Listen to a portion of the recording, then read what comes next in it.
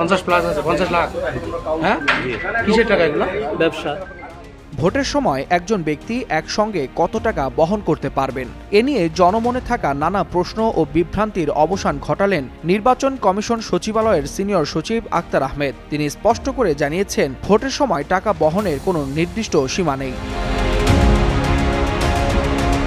নির্বাচন কমিশন সচিব বলেন, টাকা যদি বৈধ হয় এবং তার উৎস ও ব্যবহারের খাত আইনসম্মতভাবে দেখানো যায় তাহলে 50 লাখ নয়, প্রয়োজনে 5 কোটি টাকা বহন করলেও কোনো সমস্যা নেই। অর্থাৎ ব্যক্তিগত প্রয়োজনে বৈধ অর্থ বহনের ক্ষেত্রে নির্বাচন কমিশনের পক্ষ থেকে কোনো বাধা নেই। টাকা পরিবহন নিয়ে গণমাধ্যমের প্রশ্নের জবাবে এসব কথা বলেন Akhtar Ahmed. White plus pro sensitive স্কয়ারের মাঠের বাইরেও তো আমরা এভাবে দেশপ্রেম দেখাতে পারি।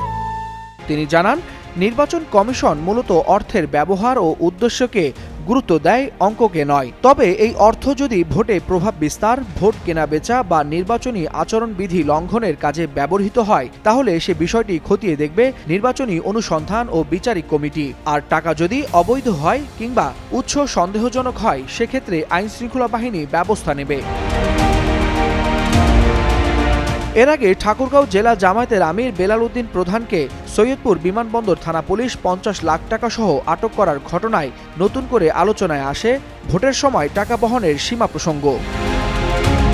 ওয়ালিউল হাসানাত, যুগান্তর নিউজ।